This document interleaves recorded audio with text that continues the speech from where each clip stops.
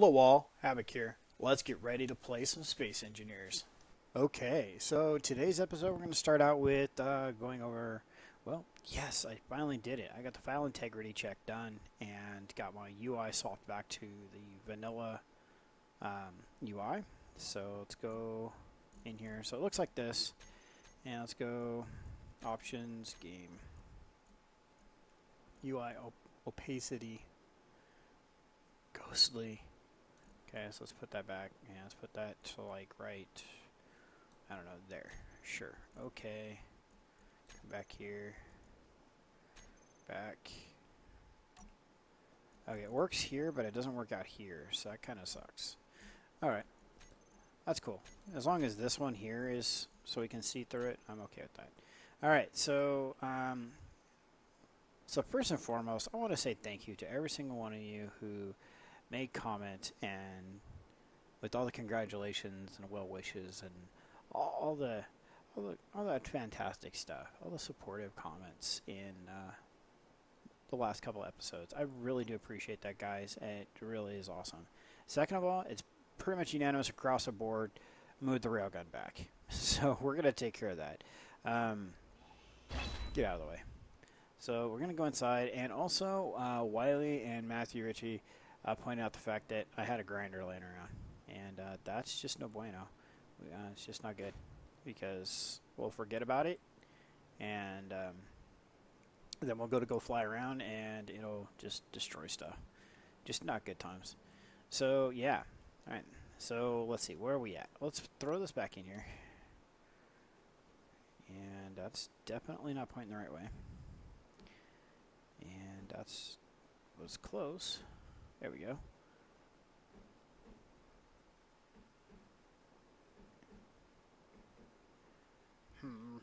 There we go. Alright, so I'm going to put that right there, I think. I think that's where it's going to go. Alright, so let's go outside, take a look. Right, let's walk out there, shall we? Yeah, let's.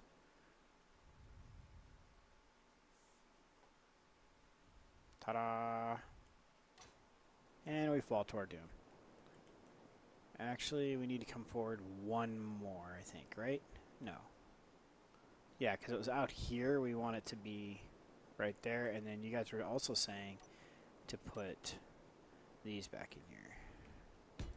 Like so. So, alright, we need to fix this guy. Alright, so there it is.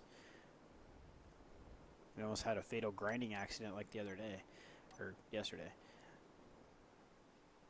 Oh, so, okay. So not only have we're running out of energy. You assume we may have a problem. Okay, so you guys have been phenomenal with the comments. That has gone fantastically well. As always, you know, you guys hear me all the time. Leave comments. I like reading the comments. I like commenting back on your comments, mentioning them here in the videos. So that's gone fantastic. But on top of all of that, as we're filling up our energy here, I'm pleased to announce the channel has hit 300 subscribers. Hasn't even been a year. We've hit 300 subscribers. Did it today, just this morning. Actually, I could tell you probably within 20 minutes when it happened. Just super excited. I could not believe it would be just this short a time, and we're already at 300 subs. And that's the right side up. Okay. And we're going to come out to here. All right, let's check that out. Make sure that works. So, yeah, I'm just blown away. It's been a really awesome week. Let's see here. Let's go down here and take a look. So, yeah, there's more stuff going on that I haven't filled you guys in yet. But I'm waiting for some details to get hashed out, and then as I get some more details hashed out, I can tell you some even more cool stuff that's going on. As if becoming a grandpa wasn't enough, right? Right. So, all right, that's in a good spot. I like where that's at, and so now we need to get that piped in, which is going to be cool because we'll be able to bring it straight back and just jack it right into the bottoms of where these will be. So if we go to here, that, like that, and then number 7, straight back off of him, like so, and then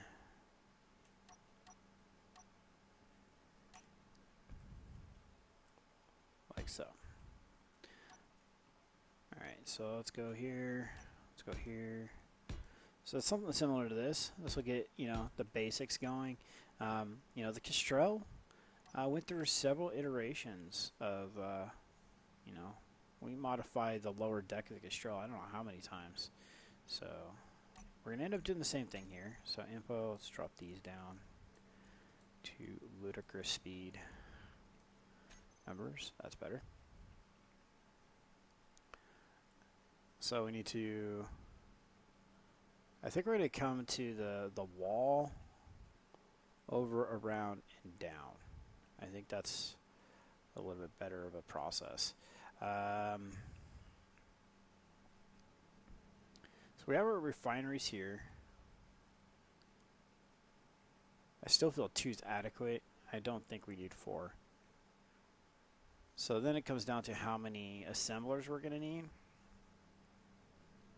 And I honestly feel like on the Kestrel, I don't use more than 2. I mean, I have a bunch of them, and sometimes I queue up a bunch of stuff across them. Like I'll put 1,000 plates on one, 1,000 plates on another, and 1,000 plates on another. But I don't think overall we actually use that many of them that very often. So I think we're going to go with 2. And I'm thinking like right here. So let's go here. So look at that. Everything fits on the same screen now. A little bit interesting. Okay, so let's come up. Where's the... Oh, there it is. There's the search. So, nice. Tab, content. Nice. Alright. So, yeah, I think there was a lot of advantages of switching back to the vanilla UI. So, one, everything fits on the same page. That's kind of nice. So let's see here. What we were looking for is assemblers. Alright, so let's take that. We'll throw that there. Okay. Yeah, we can throw these. Yes, that's exactly how I wanted to point those, actually. Is it going to get one off the floor? No, it's not. Damn. Damn. That's where I wanted it, was one off the floor. And why is it not going... Oh, because that's counting as a full block up there. Alright, so...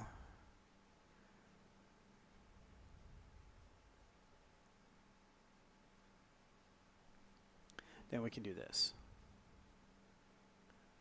Like that, and like that. So it's still going to take up the same amount of space. We'll still be able to get underneath it, basically. We could still pipe along this wall, like I was already talking about doing. And they come down here and go in. So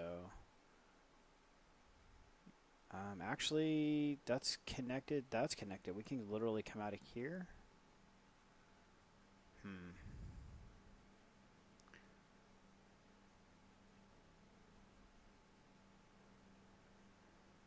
They're gonna have to weld them up to see where we're gonna be putting the upgrades. I think we may have hosed putting upgrades on it by putting them that close. Check our O2 levels. Okay, we're good. May have hosed up our upgrade possibilities, so we might have to rearrange these. But I think for the most part this will work. Let's see here. Oops, not what I wanted to do. So let's come here.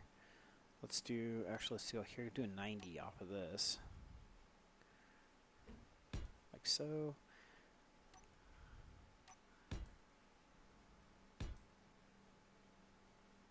And then 90, 90, 90, and then conveyors all along here.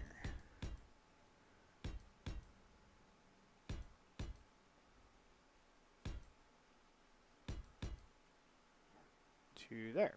Alright. So that's that. So we need 90, 90, 90. From here. from here and back again. There we go. Kind of messy. I'm not too sure how I feel about that.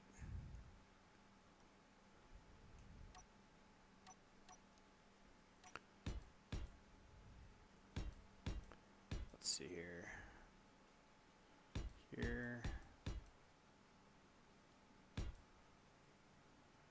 And then the door is there, I think. Or the door is there. The door is here. Alright, so we're going to have to come up there with a straight. Whoa. Watch it there, Turbo. Okay, so we come up here with a straight. 90-90 again.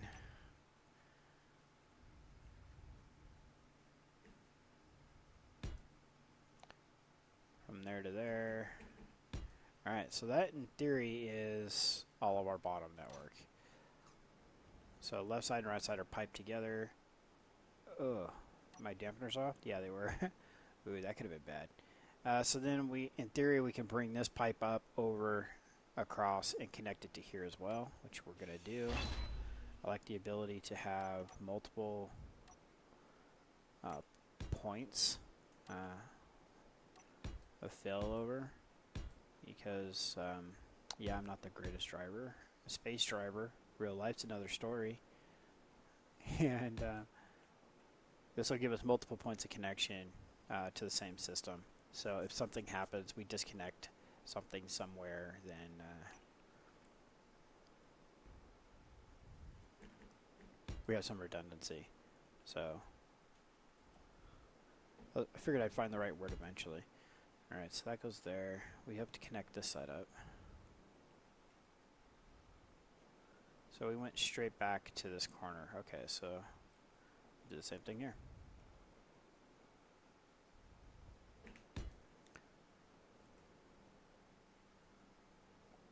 Alright.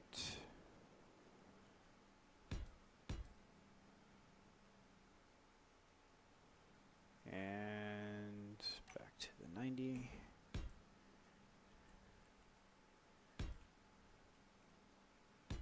Alright. Okay, so oh, we need to fix the setup.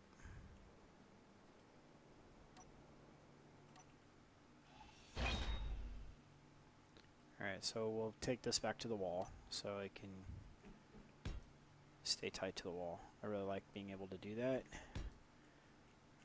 Also, it keeps try to get to our pipes to, actually we should go up, over, and across. Yes, like that idea better. Because what I was getting ready to say is I want to keep our pipes on this level as much as possible. So it would stay in line with that theory. So that would give us the ability to walk around on more of the floor. And yeah, I think it's just going to look cleaner. And then we want this in there. Bam. Just like that. Alright, so several of you were talking about, actually, was it several? No, it was not several. It was not several people. I think I'm going to go with Matthew. I am pretty sure it was Matthew Ritchie. Was saying don't put... see, now I'm questioning my... I only have last video's comments open. I don't have the comments before. Damn. Okay, so I'm going with the viewer. I'm going with the viewer, and whoever the correct person is can ridicule me for not saying the correct name. But we're saying the floor looks awesome. Keep it clean. Do not put the gravity collectors in here. And to put the gravity collectors actually up in the ceiling. So I like that idea. So what we're going to try to do is we're going to see where, if we were to run a pipe, see we have these pipes here, right? So if we were to run a pipe through here, up into here, let's say it's ran a pipe right here. That's as far up as we can go. Should be that one, right? Yeah. So that would be this one. How close to the ceiling is that? one block away from the ceiling. All right, so this is totally feasible. We can put gravity collectors up here in the ceiling, and I think we should be able to make it look decent. No promises yet. I'm going to still work on how to get the logistics of that to look proper, and because yeah, that's close, but it's not quite there. So let's cut this one out, see what it looks like. What are you? Are you a square block? No, you're a light armor slope, so that would be visible if we cut that up. So gonna have to work on this, but I think it could be done. Even if we brought it brought it in, up, and across into the piping, and we did some type of other block with pipe underneath it or something. I think we could do it. So it's just going to be something I'm going to work on to get it done cleanly, because I mean we're doing a really good job, I think, so far of keeping it smooth, keeping it open in here. Tons of space in here. So Matthew brought up a really awesome idea for a ship that, honestly, if he had brought it up sooner, I think the Mark II would have gone a completely different direction. I know where I'm about to go with this comment is not what he intended, but I do like the fact of what he said inspired me to think even further out of the box. So what he was thinking was a Kestrel Mark I style ship, and I'm pretty sure, I think I knew where he was going with this, and it would be smaller, as in like we lose this section, lose the nacelles, and lose most of the cargo back here, kind of following this line back, so keeping this level here flat back and that width flat back, and internal to that it would be just engines and two ships, a tug ship and a grinding ship.